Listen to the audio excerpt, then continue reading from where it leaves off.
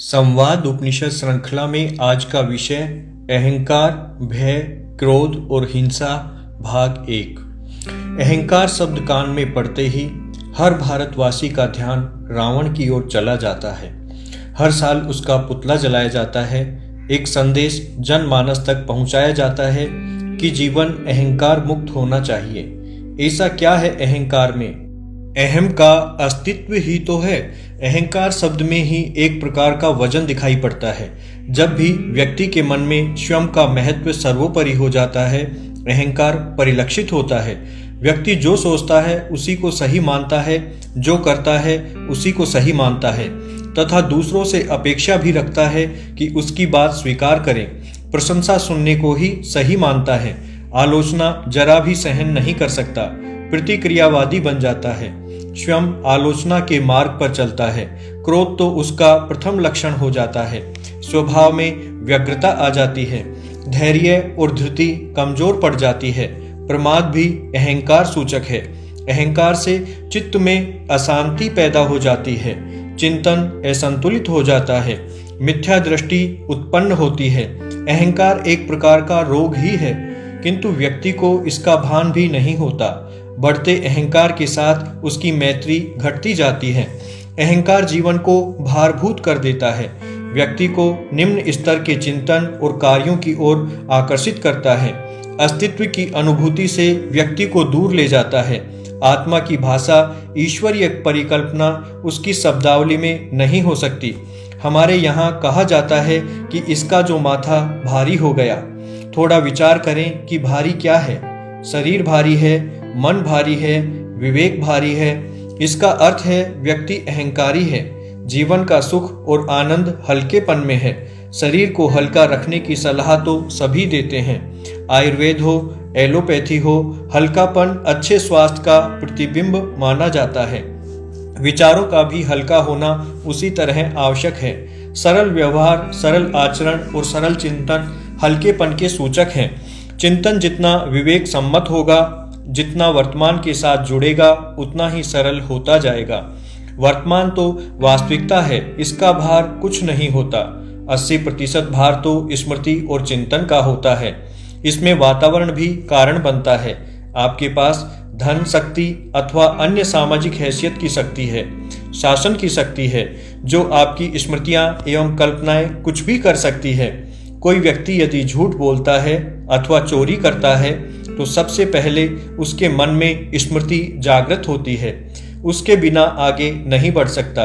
किसी को आज हलवा खाने की इच्छा भी है तो स्मृति के आधार पर ही है। किसी व्यक्ति को देखते ही क्रोध आता है तो स्मृति के आधार पर।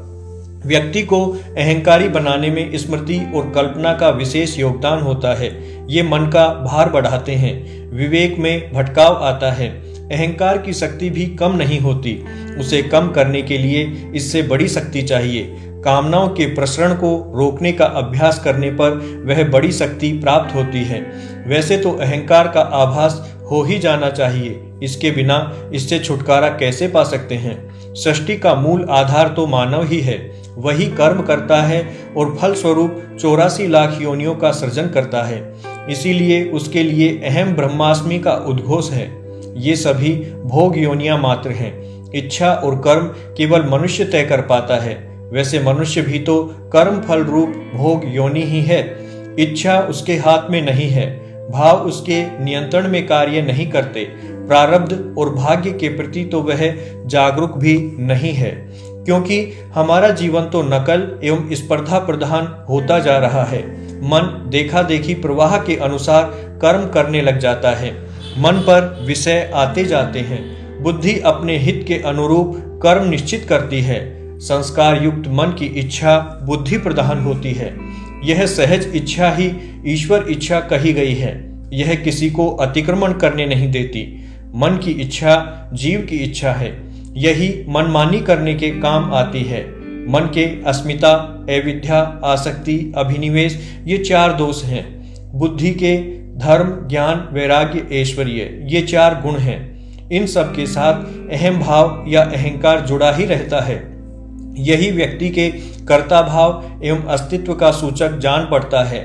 ए और है ही सृष्टि की वर्णमाला का आदि अंत है।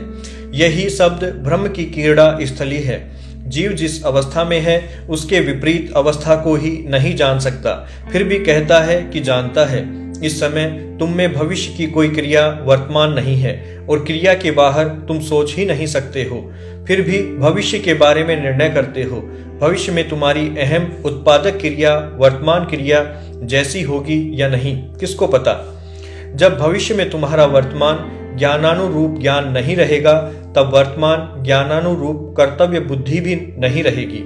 अतः वर्तमान कर्तव्य किसी भी प्रकार भविष्य में उचित नहीं होगा। वर्तमान कर्तव्य बुद्धि कभी स्थिर नहीं रहती। क्रिया के बिना परिवर्तन नहीं हो सकता। इस आकर्षण विकर्षण क्रिया में ही अहमत्व बोध ओतप्रोत है। जैसे ज्वार और भाटा एक दूसरे से स्वतंत्र है, अतः आवश्यक नहीं कि एक से सामंजस्य करके ही दूसरा भी कार्य करे। ज्वार की पूर्णता से पहले ही भाटा शुरू होकर ज्वार को कहीं बीच रास्ते मिलता है। आकर्षण विकर्षण भी इसी प्रकार बीच रास्ते में मिलते हैं। आकर्षण के कारण अहम उत्पादक क्रिया संकुचित होकर ऊपर उठती है। ऊपर इसके ठहराव से पहले सहस्त्रार से विकर्षण क्रिया शुरू हो जाती है। दोनों का एक स्थान पर मिलन होता है। यह स्थान श्वसन क्रिया की गति एवं मात्रा के अनुरूप बदलता रहता है। यही ज्ञान की विभिन्नता का कारण होता है। विकर्षण जितना कम होगा, मिलन का स्थान उतना ही उच्च होगा। विकर्षण का पूर्ण अभाव है का विलोप ही है। क्रिया का रूप माया भाव का अभाव ही आत्मदर्शन है। शेष रहता है एकारो वासुदेवाय है।